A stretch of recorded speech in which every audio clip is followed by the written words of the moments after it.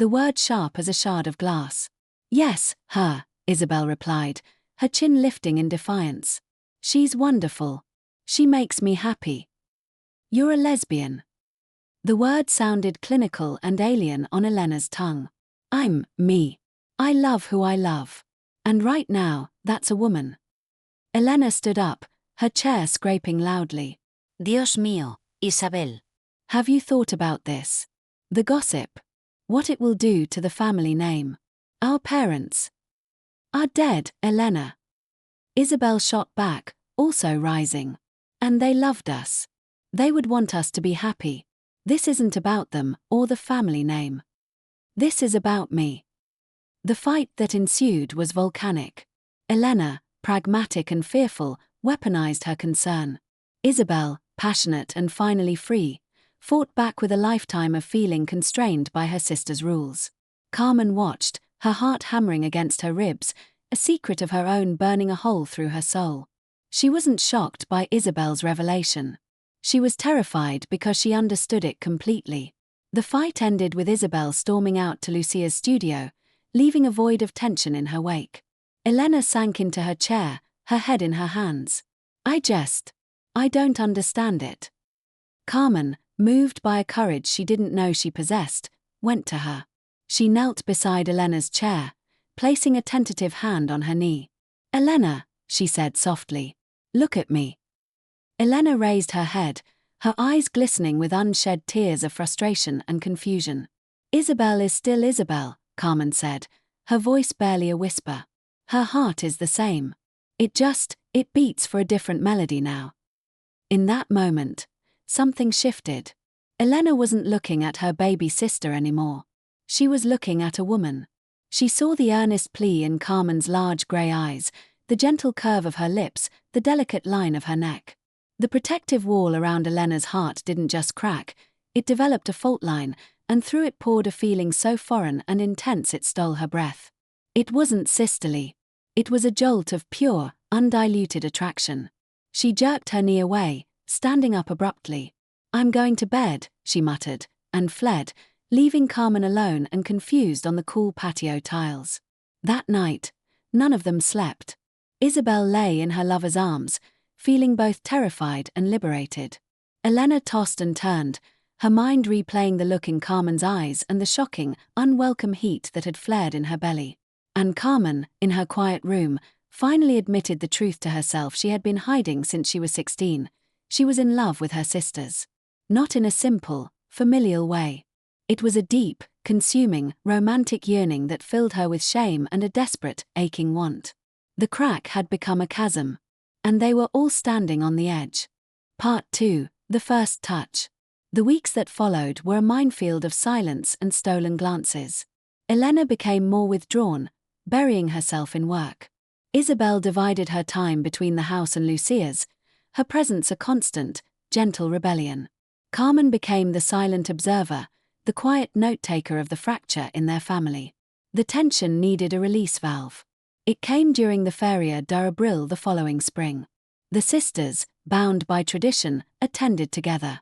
Elena in a severe, elegant black traje de flamenca that made her look like a beautiful widow. Isabel in a riot of red polka dots, her curls free. Carmen in a soft, dove-grey dress that made her skin glow. They drank manzanilla sherry, they watched the horsemen, they even danced a little sevillanas with old friends.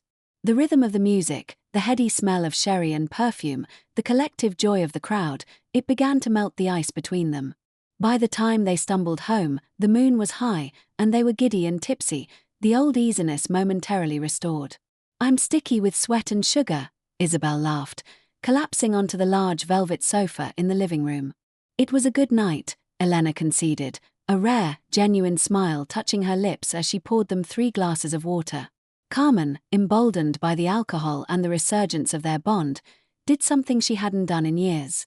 She walked over to Elena, who was standing by the fireplace, and wrapped her arms around her waist from behind, resting her cheek against Elena's back. Thank you for coming with us, Hermana Maya, she murmured. It meant a lot. Elena froze. Every nerve ending came alive. She could feel the soft press of Carmen's breasts against her back, the whisper of her breath through the fabric of her dress.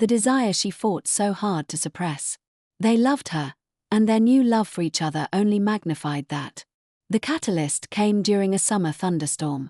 The power went out, plunging the old house into darkness, punctuated by flashes of lightning and booming thunder. They gathered in the living room by candlelight, the atmosphere thick and charged, mirroring the weather outside. Elena, unnerved by the storm and the intense, unspoken energy in the room, poured 3 glasses of brandy with shaking hands. "Here," she said, her voice tight. "To keep the ghosts away." They drank in silence. A particularly violent clap of thunder made Carmen jump and instinctively move closer to Isabel on the sofa. Isabel put a comforting arm around her, pulling her close. The gesture was natural, loving, but it was also possessive and undeniably couple-like. Elena watched from her armchair, and something in her snapped. The brandy, the storm, the months of repression, it all boiled over. "What is going on with you two?" she demanded, her voice low and dangerous. Isabel and Carmen looked at each other. It was time. "We're in love, Elena," Isabel said, her voice calm but firm, her fingers laced with Carmen's. Elena stared, her mind refusing to process the words.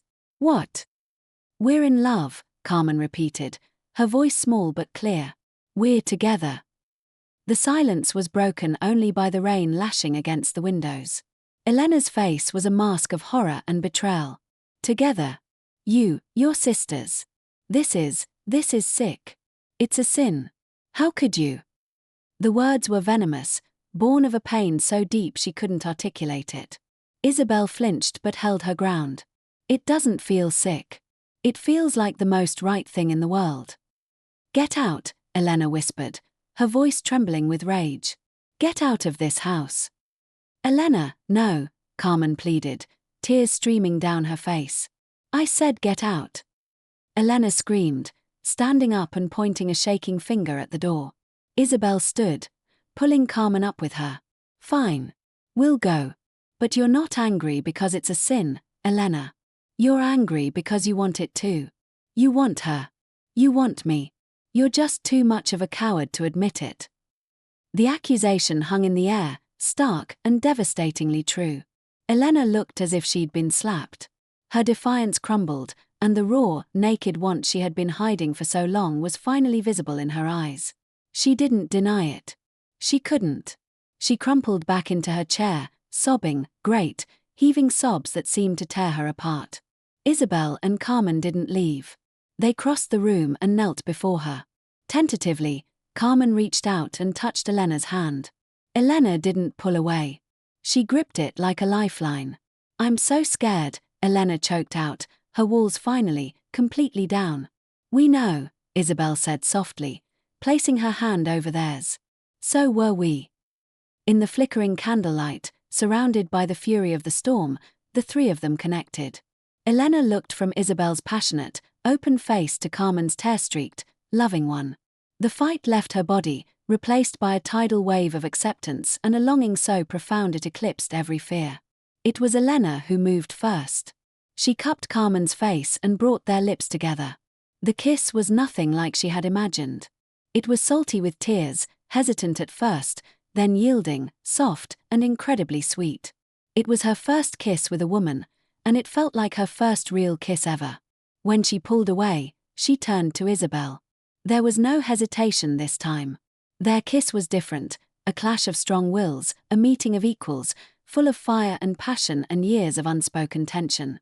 It was a conquest and a surrender all at once. The storm outside began to abate, its rage spent, just as theirs was transforming into something else.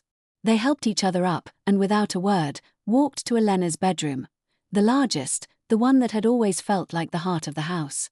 They undressed each other slowly, by the light of a single candle. There was no rush, no urgency, only a reverent exploration. They mapped the landscape of each other's bodies, the strong, defined lines of Elena's back and shoulders, the soft, generous curves of Isabel's hips and breasts, the delicate, porcelain fineness of Carmen's limbs. They learned how to love as 3. Elena, ever the protector, learned to yield, to let Isabel and Carmen worship her, to let them kiss their way down her stomach until she was writhing and begging.